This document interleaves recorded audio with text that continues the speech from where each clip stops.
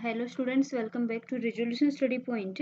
Today we are going to discuss a very important topic, that is addition to carbon hetero multiple bond. और ये हमारा MSc chemistry previous year का unit 3 का part रहेगा, addition to carbon hetero multiple bond. कि जो carbon और hetero atom के बीच जो मल्टीपल बॉन्ड होता है, जैसे कि आपके पास ये बॉन्ड होता है, कार्बन ऑक्सीजन का डबल बॉन्ड होता है, फिर कार्बन नाइट्रोजन ट्रिपल बॉन्ड होता है। इन बॉन्ड्स के ऊपर जो एडिशन होता है उसको हम बोलते हैं कार्बन हेट्रो मल्टी बॉन्ड के ऊपर एडिशन। ओके, तो ये वाला टॉपिक आज हम डिस्कस करने वाले हैं। फर्स्ट हम इसके अंदर जो नेम रिएक्शन इन्वॉल्व होंगे उस सबको डिस्कस करेंगे। चलिए स्टार्ट करते हैं। Addition to carbon hetero multiple bond. देखो, मैं पहले आपको बता देती हूँ कि जो कार्बन हेट्रो मल्टीपल बॉन्ड है, जैसे कि आपके पास कार्बन ऑक्सीजन डबल बॉन्ड है, तो इसके अंदर आपके पास जो कार्बन है ये स्लाइटली इलेक्ट्रोफिलिक नेचर की होती है, ऑक्सीजन इलेक्ट्रोनेगेटिव होता है। तो जो भी आपका न्यूक्लियोफाइल होगा वो कहाँ पर अटैक करेगा? कार्बोनिल की कार्बन पर, और डबल बॉन्ड के इलेक्ट्रॉन मूव करेंगे टुवर्ड्स ऑक्सीजन। तो जनरली आपको इनोलेट की फॉर्मेशन यहाँ पर देखने को मिलेगी, और इनोलेट किस टाइप से बनेगा वो आप यहाँ पर देख सकते हो कि जैसे आपके पास ये एक ऐसा कार्बोनिल कंपाउंड है जिसमें अल्फा पोजीशन के ऊपर एक हाइड्रोजन है, जिसको हम क्या बोलते हैं? Alpha hydrogen.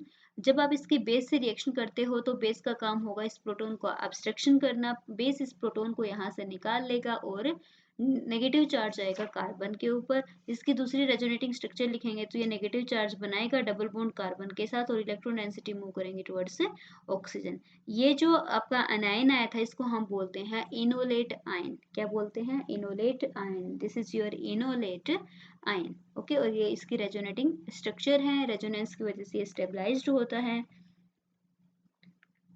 जनरली हम जो यहाँ पर बेस लेकर चलते हैं वो एक स्ट्रॉन्ग बेस होना चाहिए ताकि इनोलेट की फॉर्मेशन हो सके, और बेस को हमने इसके decreasing order of basic strength में लिखा हुआ है। तो ट्राइफिनाइल जो आपका कार्बन अनायन होता है ये सबसे ज़्यादा स्ट्रॉन्ग बेस होता है। उसके बाद आपका आ जाएगा अमीन वाला, फिर आपका आएगा ethoxide, hydroxide, after that tertiary अमीन।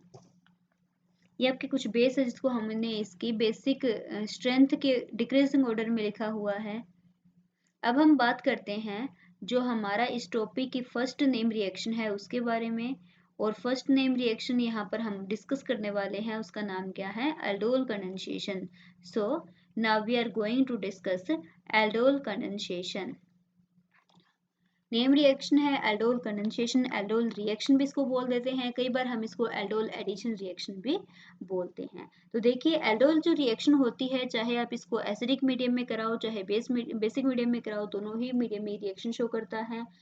इसके अंदर जो आपका कीटोन होता है, एल्डिहाइड होता है, वो डाइमराइज हो जाता है, और डाइमराइज होकर के जो रिएक्शन आपको देखने को मिलती है उसको बोलते हैं एल्डोल एडिशन रिएक्शन। एसिड और base catalysed dimerization of ketones or aldehyde is known as aldol addition reaction. Okay, aldol यहाँ पर आपको देखने को मिलेगा। अब इस रिएक्शन में क्योंकि एल्डोल की फॉर्मेशन होती है इसलिए इसको बोलते हैं एल्डोल एडिशन रिएक्शन। रिएक्शन देखिए आपके पास, ये देखिए दो एल्डिहाइड हमने लिए हैं, बिल्कुल सेम एल्डिहाइड हमने यहाँ पर लिए हैं। इसकी बेसिक मीडियम में रिएक्शन करते हैं तो यहाँ पर आपको 3 हाइड्रोक्सी या फिर beta hydroxy butanal, this is your butanal aldol की फॉर्मेशन आपको मिलेगी। अब हम बात करते हैं एल्डोल रिएक्शन का मैकेनिज्म की। तो मैकेनिज्म जो है वो डिफरेंट स्टेप्स को फॉलो करता है। फर्स्ट स्टेप की अगर हम बात करें तो फर्स्ट स्टेप में इनोलेट आयन की फॉर्मेशन होती है। जो फर्स्ट स्टेप होता है इसके अंदर जो आपका बेस है वो बेस क्या काम करेगा? प्रोटॉन का ऑब्स्ट्रक्शन करेगा, जिससे आपका इनोलेट आयन बनेगा, और फिर हम उस इनोलेट की बना देंगे रेजोनेटिंग स्ट्रक्चर जो कि रेजोनेंस से होगा स्टेबलाइज्ड। अब जो इनोलेट आयन बना है, ये इनोलेट आयन फर्दर दूसरे जो मॉलिक्यूल हैं, दूसरा जो एल्डिहाइडिक मॉलिक्यूल था उसकी कार्बोनिल कार्बन पर ये अटैक करेगा। डबल बॉन्ड जो है वो ऑक्सीजन की तरफ जाएगा, जिससे आपको एक कंडेंस्ड प्रोडक्ट यहाँ पर देखने को मिलेगा। अब जो यहाँ पर ये कंपाउंड आपको मिला है ये फर्दर क्या करेगा? जिस बेस ने प्रोटॉन को अब्स्ट्रैक्ट कर लिया था उस बेस से ये क्या कर लेगा? प्रोटॉन को दोबारा से निकाल लेगा, और यहाँ से बेस बिल्कुल रिमूव हो जाएगा, और इस तरीके से आपको मिल जाएगा aldol. So this is your aldol condensation. ये हमारा एल्डोल कंडेंसेशन का मैकेनिज्म हमने देखा कि 3 स्टेप्स में मैकेनिज्म प्रोसीड करता है। फर्स्ट स्टेप के अंदर आपका इनोलेट बनता है, सेकंड स्टेप में जो इनोलेट बना था वो दूसरे मॉलिक्यूल के ऊपर अटैक करता है, और थर्ड स्टेप में हम इसका हाइड्रोलिसिस कर देते हैं। अब बात करते हैं dehydration of the aldol addition product. अब आपने देखा कि जो एल्डोल कंडेंसेशन होता है उससे आपको 3 हाइड्रोक्सी एल्डिहाइड मिलता है।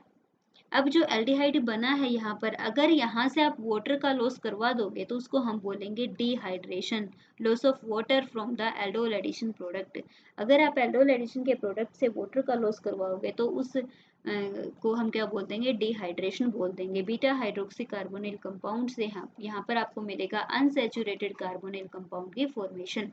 तो होगा क्या, जैसे ही आप बेसिक मीडियम में इसकी रिएक्शन करोगे तो आपको पता है कि बेस क्या करेगा, जो एसिडिक हाइड्रोजन है उसको निकाल लेगा, कार्बन पे आएगा नेगेटिव चार्ज जो बनाएगा डबल बॉन्ड, और यहाँ से रिमूव होगा आपका हाइड्रोक्साइड। तो वाटर यहाँ से निकल चुका है, अब यहाँ पर आपको मिल गया जाएगा alpha beta unsaturated carbonyl compound. जो डिहाइड्रेशन होता है या फिर जो एल्डोल कंडेंसेशन होता है, ये आपका एसिडिक मीडियम में भी हो सकता है और बेसिक मीडियम में भी हो सकता है, या फिर आप ये कह सकते हो कि aldol condensation acid catalysed reaction भी होता है और बेसिक कैटलाइज्ड रिएक्शन भी होता है। तो यहाँ पर हम मैकेनिज्म की बात करते हैं एसिड कैटलाइज्ड मैकेनिज्म की। तो देखिए, जब आप इसकी एसिड से रिएक्शन करते हो तो एसिड से रिएक्शन करेंगे तो यहाँ पर जो ऑक्सीजन के लोन पेयर हैं, ये लोन पेयर प्रोटॉन को एक्सेप्ट कर लेंगे, जिससे ऑक्सीजन का हो जाएगा प्रोटोनेशन। अब प्रोटोनेटेड जो पार्ट है उस पे डबल बॉन्ड के इलेक्ट्रॉन मूव करेंगे ऑक्सीजन की तरफ, जिसकी वजह से कार्बन के पास आएगा पॉजिटिव चार्ज। वो पॉजिटिव चार्ज ये अपनी जो साइड की जो कार्बन है उससे ये इलेक्ट्रॉन डेंसिटी को रिमूव करके इसको ले लेगा। तो यहाँ पर आपको कुछ इस टाइप की इनोल फॉर्म देखने को मिलेगी। ठीक है। अब जो इनोल फॉर्म यहाँ पर बनी है वो फर्दर दूसरे जो एल्डिहाइडिक मॉलिक्यूल था उसके ऊपर रिएक्शन करेगा, और रिएक्शन करने के बाद वही सेम आपको एल्डोल एडिशन वाला प्रोडक्ट देखने को मिलेगा।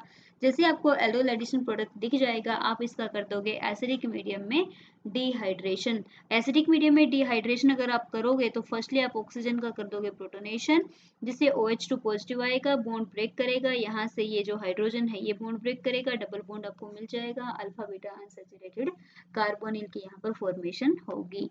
तो ये हमारा मैकेनिज्म था जिसमें जो एल्डोल कंडेंसेशन की रिएक्शन है वो एसिडिक कंडीशन पर होती है। अब हम इसके सेकेंड मैकेनिज्म की बात करते हैं जो कि बेसिक मीडियम में होगा। तो बेस वाला मैकेनिज्म हम ऑलरेडी डिस्कस कर चुके थे, वही वाला है कि बेस क्या करेगा, एक हाइड्रोजन को एक्सेप्ट करेगा, यहाँ से नेगेटिव चार्ज आएगा, वो नेगेटिव चार्ज कार्बोनिल की दूसरी कार्बन जो दूसरा कार्बोनिल मॉलिक्यूल था उसके कार्बन पर अटैक करेगा, जिससे कंडेंस्ड होकर के आपको प्रोडक्ट मिल जाएगा बीटा हाइड्रोक्सी कीटोन या फिर एल्डिहाइड। ये हमने बात की एल्डोल कंडेंसेशन के बारे में। अब हम बात करते हैं क्रॉस एल्डोल कंडेंसेशन की। अब देखिए, क्रॉस एल्डोल कंडेंसेशन रिएक्शन क्या होगी। जो हमारी प्रीवियस रिएक्शन थी उसके अंदर हमने दोनों के दोनों एल्डिहाइडिक मॉलिक्यूल्स बिल्कुल सिमिलर लिए थे। अगर आप दोनों एल्डिहाइड दोनों कीटोन्स को आप डिफरेंट लेकर चलते हो, डिफरेंट कार्बोनिल कंपाउंड्स अगर आप लेकर चलते हो, उस टाइम जो एल्डोल रिएक्शन होती है उसको हम क्या बोलेंगे, cross aldol reaction. Cross aldol reaction का मतलब क्या है, you have to take two different carbonyl compounds. Okay, reaction बिल्कुल सेम होगी, एक का बनेगा एल्डोल, दूसरे के ऊपर रिएक्शन होगी। लेकिन जब आप क्रॉस एल्डोल रिएक्शन की बात करते हो तो क्या होगा, क्रॉस एल्डोल रिएक्शन से आपको एक सिंगल प्रोडक्ट नहीं मिलेगा, बल्कि आपको डिफरेंट प्रोडक्ट यहाँ पर देखने को मिलेंगे। डिफरेंट प्रोडक्ट यहाँ पर देखने को मिलेंगे जिसमें आपको मिक्सचर ऑफ प्रोडक्ट यहाँ पर देखोगे आप। ठीक है, तो इसलिए जो आपकी क्रॉस एल्डोल रिएक्शन है ये यहाँ पर ज़्यादा फेवरेबल रिएक्शन नहीं होती है, क्योंकि यहाँ से आपको एक सिंगल कंपाउंड नहीं मिलेगा, बल्कि लार्ज नंबर ऑफ कंपाउंड्स यहाँ पर आपको देखने को मिल जाएंगे। अब ध्यान से देखिएगा कि आपके पास एक है एसिटाइल एल्डिहाइड, दूसरा है आपके पास प्रोपेनल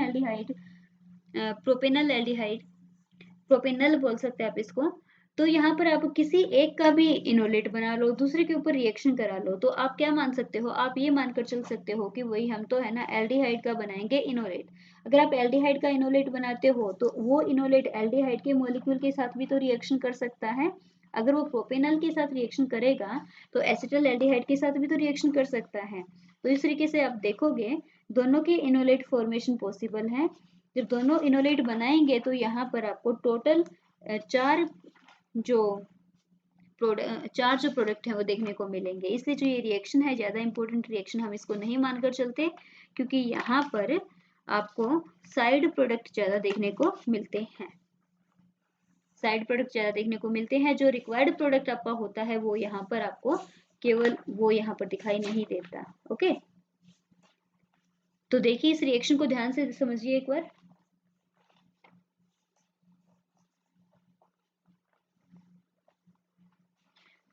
तो देखिए आपको कौन कौन सा कंपाउंड यहाँ पर आपको देखने को मिलेगा। यहाँ पर आप देख सकते हो 3 हाइड्रोक्सी ब्यूटेनल, साथ में आपको दिखाई देगा 3 हाइड्रोक्सी 2 मिथाइल पेंटेनल ब्यूटेनल। मतलब इसका जो इनोलेट बनाया वो इनोलेट इसी के मॉलिक्यूल से रिएक्शन कर सकता है या फिर इसके साथ कर सकता है। अब इसकी इनोलेट की बात करें तो ये इनोलेट इसके साथ भी रिएक्शन कर सकता है और इसी के मॉलिक्यूल के साथ भी रिएक्शन कर सकता है। तो टोटल प्रोडक्ट कितने हो गए? 4। तो यहाँ पर ये रिएक्शन ज्यादा यूजफुल आपके लिए नहीं होगी। Formation of 4 product take place as follow: reaction between acetaldehyde and inolate of acetaldehyde। बताया ना कि acetaldehyde का इनोलेट अपने ही मॉलिक्यूल के साथ रिएक्शन कर जाए, तो अपने ही मॉलिक्यूल के साथ रिएक्शन करेगा तो रिएक्शन बिल्कुल सेम होगी। ये आप बना सकते हो, एक एसिटाल्डिहाइड का बना लो इनोलेट, दूसरे के ऊपर अटैक दिखाओ, डबल बॉन्ड मूव कराओ ऑक्सीजन के पास, जिससे क्या होगा आपका ये अल्फा बीटा हाइड्रोक्सी एल्डिहाइड आपको देखने को मिलेगा, जो कि अपना उस मिक्सचर के अंदर कंपाउंड नंबर 1 था। दूसरा हो सकता है कि जो प्रोपेनल है उसके साथ प्रोपेनल का इनोलेट ही रिएक्ट कर जाए। पहले हम बात करते हैं सिमिलर की। तो यहाँ पर इसका जो इनोलेट है ये अटैक करेगा इसकी कार्बोनिल की कार्बन पर, नेगेटिव चार्ज जाएगा ऑक्सीजन के पास, तो यहाँ से आपको कंपाउंड नंबर 2 मिल जाएगा। लेकिन क्रॉस भी तो रिएक्शन पॉसिबल है। क्रॉस रिएक्शन का मतलब ये है कि प्रोपेनल का enolate aldehydic acetal aldehydic molecule के ऊपर रिएक्ट करे, जिसे कंपाउंड नंबर 3 मिलेगा। और इसी तरीके से जो एसिटल एल्डिहाइड का इनोलेट है वो प्रोपेनल के ऊपर रिएक्ट करेगा, जिससे आपको मिलेगा कंपाउंड नंबर 4। तो ये 4 टाइप के कंपाउंड थे जो क्रॉस एल्डोल कंडेंसेशन में हमें देखने को मिलते हैं। तो ये हमारी रिएक्शन थी एल्डोल कंडेंसेशन। नेक्स्ट हम बात करते हैं क्लेजन समिट रिएक्शन की। क्लेजन समिट रिएक्शन क्या होती है इसको हम अपने नेक्स्ट लेक्चर में डिस्कस करेंगे। आज के लिए बस इतना ही।